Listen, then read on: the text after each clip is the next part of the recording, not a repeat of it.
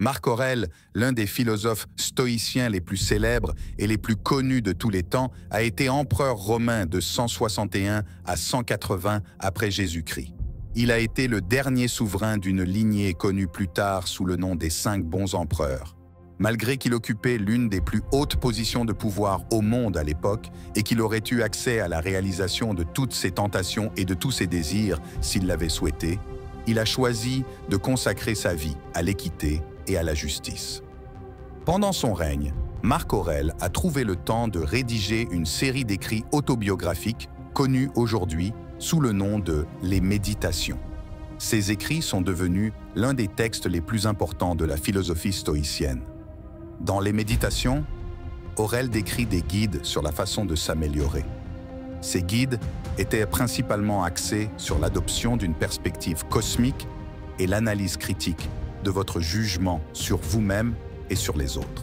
En tant que dirigeant d'un empire puissant qui a connu de nombreuses guerres pendant son règne, Aurèle a utilisé sa propre philosophie stoïcienne pour se débarrasser du stress et des soucis et pour être le meilleur et le plus fiable des dirigeants qu'il pouvait être. Le stoïcisme est une ancienne et incroyable philosophie qui s'inspire de la philosophie stoïcienne. La philosophie stoïcienne, célèbre et inspirante, est plus qu'une simple théorie. Elle représente un mode de pensée et de vie.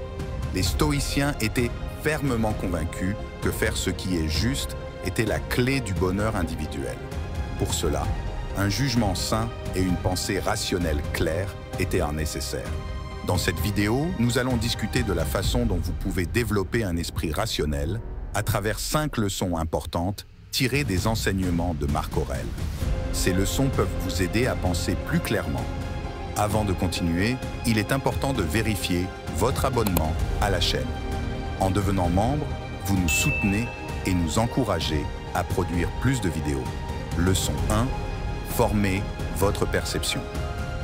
Comme le dit Marc Aurèle, choisissez de ne pas être blessé et vous ne vous sentirez pas blessé. Ne vous sentez pas blessé et vous n'avez pas été. L'une des plus grandes leçons du stoïcisme est de prendre le contrôle de votre perception. Nous avons tendance à juger tout ce que nous rencontrons, tous les événements que nous vivons, toutes les personnes que nous rencontrons.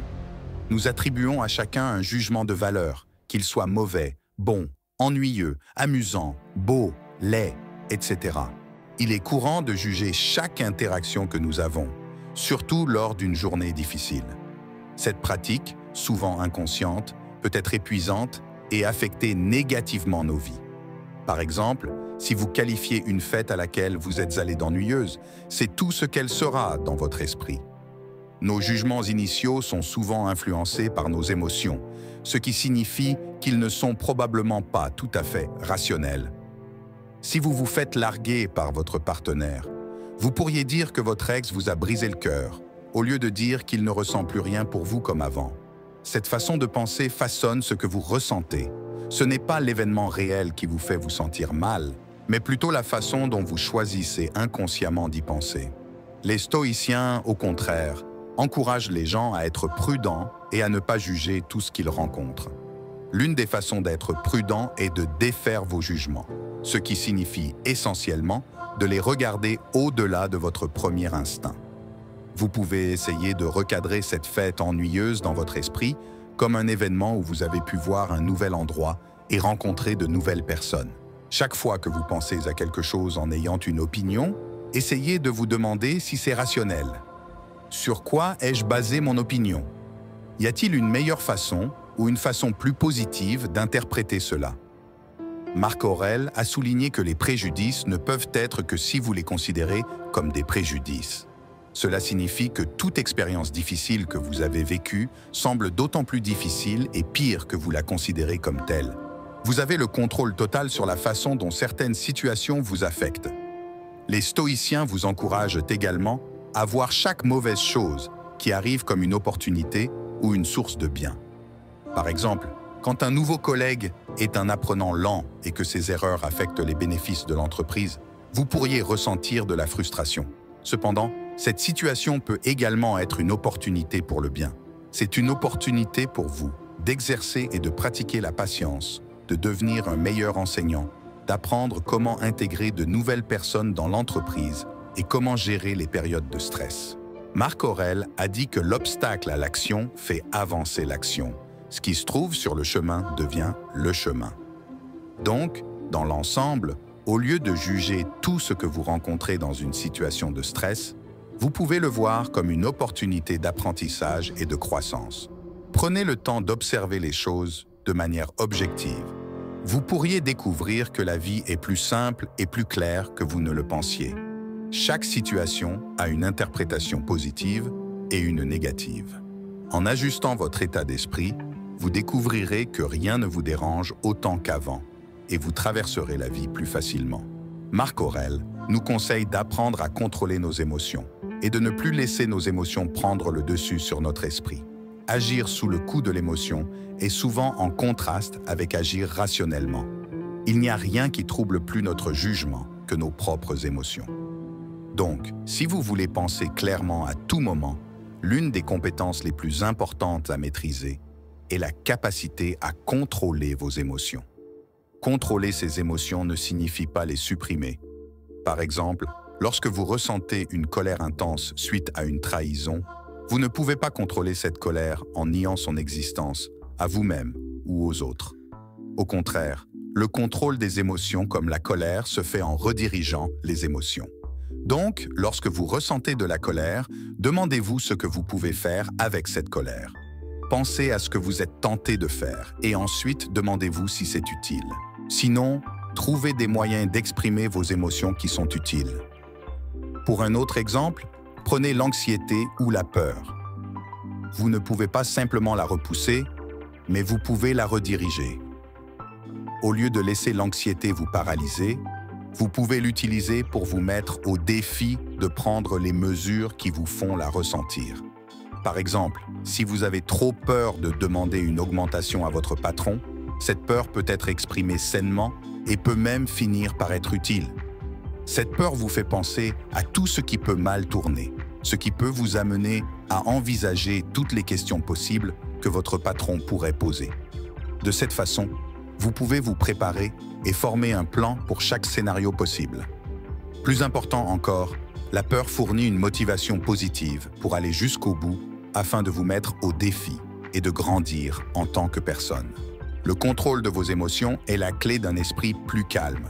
Vous pouvez être conscient de l'anxiété tout au long du processus et penser que c'est génial d'essayer cela de toute façon.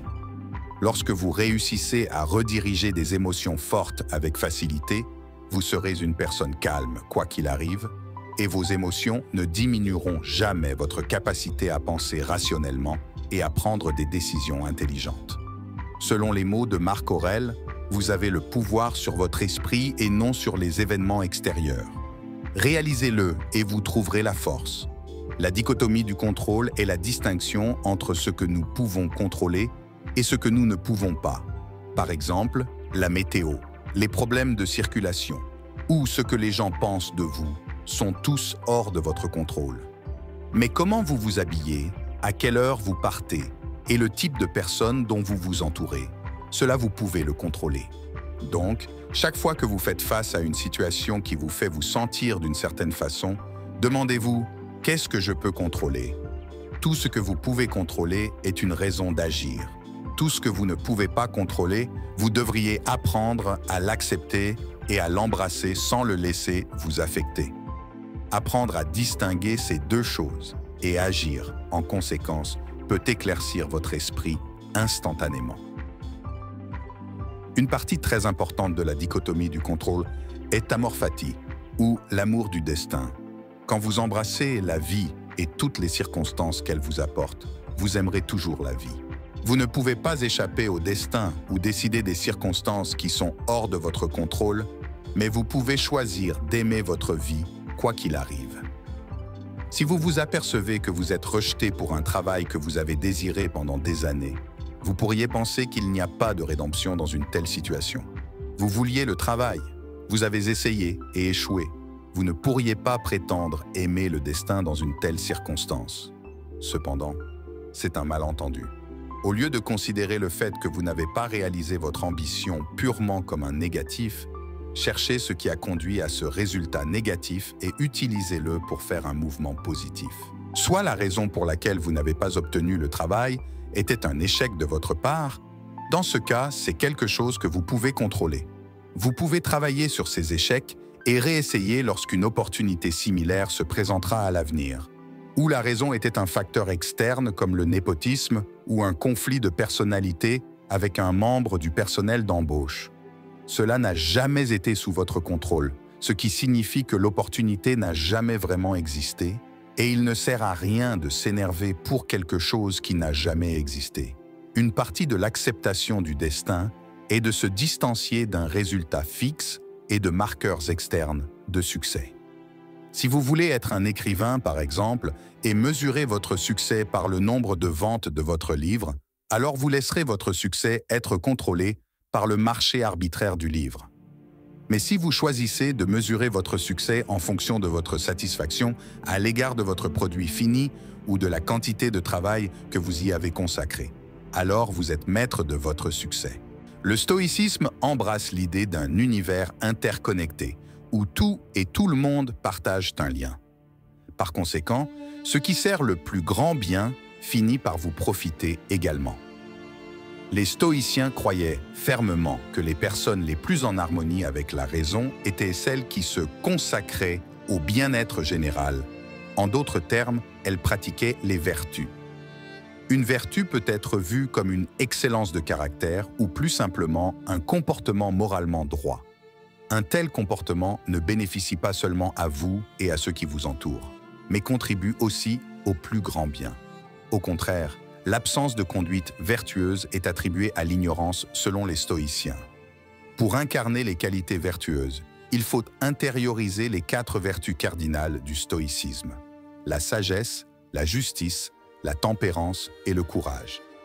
Dans la perspective stoïcienne, la sagesse est la capacité de distinguer entre le bien, le mal, la neutralité et tout ce qui se trouve entre les deux. Elle implique de transcender l'emprise des émotions en permettant à la raison de gouverner ce qui est moralement juste face à un dilemme. La sagesse vous permet d'analyser les 2 options avec un esprit clair. Ensuite, vient la justice. La sagesse est le fondement de l'éthique et de la morale. La justice implique un engagement en faveur de ce qui est juste et équitable pour soi-même et pour les autres. Les stoïciens la considéraient comme un devoir envers soi-même, ses semblables et la société dans son ensemble.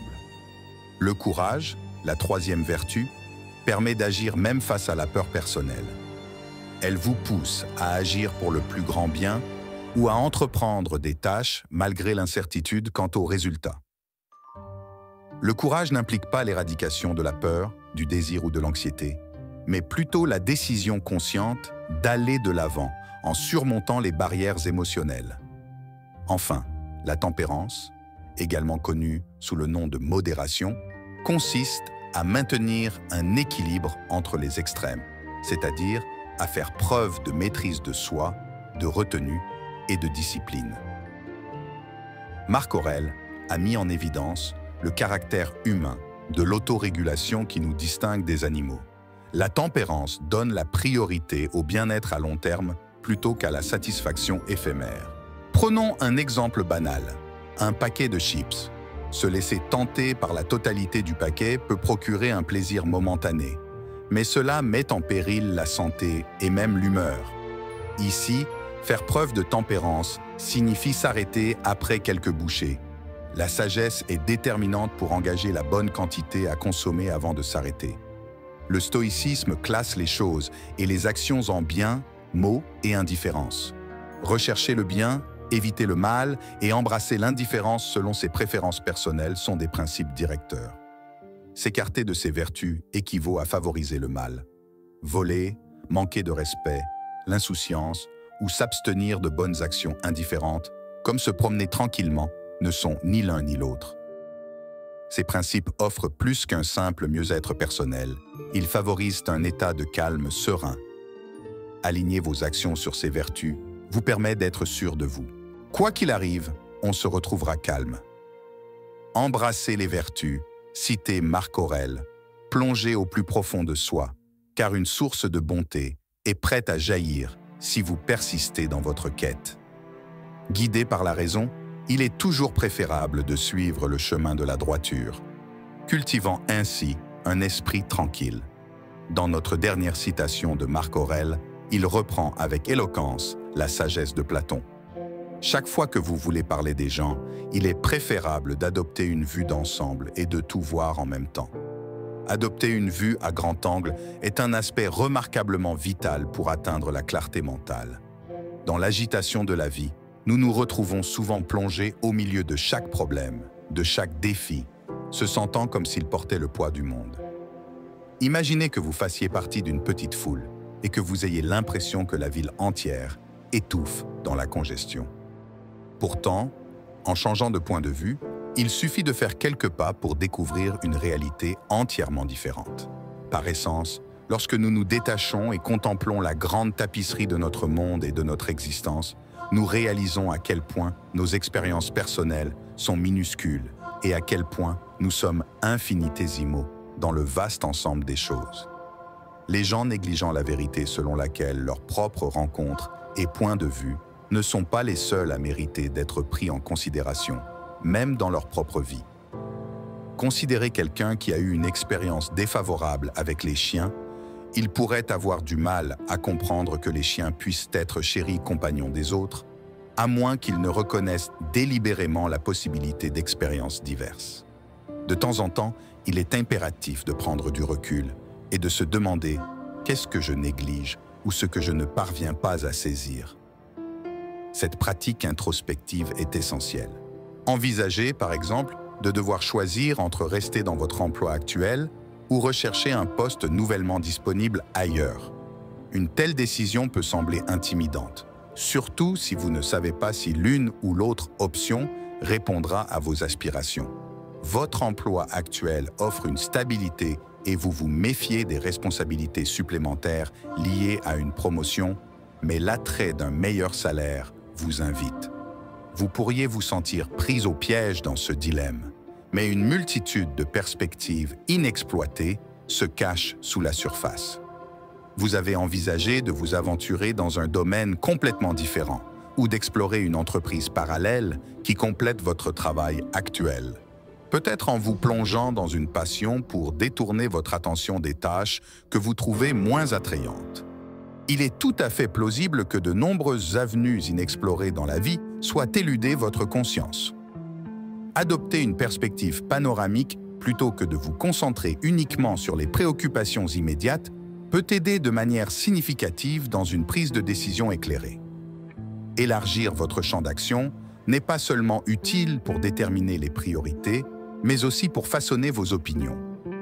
Pour former un jugement global, il est impératif de considérer toutes les facettes et possibilités d'une situation donnée. De plus, prendre du recul signifie vous éloigner des préjugés personnels et des points de vue.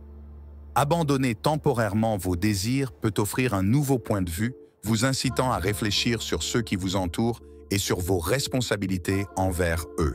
Dans l'intensité du moment, vous pourriez percevoir une action comme jeter des déchets comme sans conséquence. Mais lorsque vous faites une pause et élargissez votre perspective pour englober le monde entier et les conséquences potentielles, si tout le monde devait emboîter le pas, l'insignifiance de votre tendance à jeter des déchets devient clairement évidente en contraste avec le bien-être de la planète. Comme mentionné précédemment, le stoïcien croyait fermement à l'interdépendance. Les avantages sociaux sont donc un aspect important à considérer dans vos décisions. Les stoïciens pensaient que tout dans le monde est interconnecté et que le bien-être général du monde améliore également votre bien-être personnel. Par conséquent, prendre du recul et regarder le monde dans son ensemble, au lieu de simplement votre vie, est extrêmement important lorsque vous faites face à un problème de choix ou à un changement dans la vie. Vous avez la capacité de poser des questions introspectives, que ce soit dans le feu de l'action ou plus tard, peut-être en vous promenant à l'extérieur ou pendant une séance de journalisation réflexive, une activité que Marc Aurèle a particulièrement préconisée. Ces questions vous permettent d'approfondir vos pensées et vos actions. Par exemple, vous pourriez penser que dans le feu de l'action, jeter des déchets n'est pas un gros problème.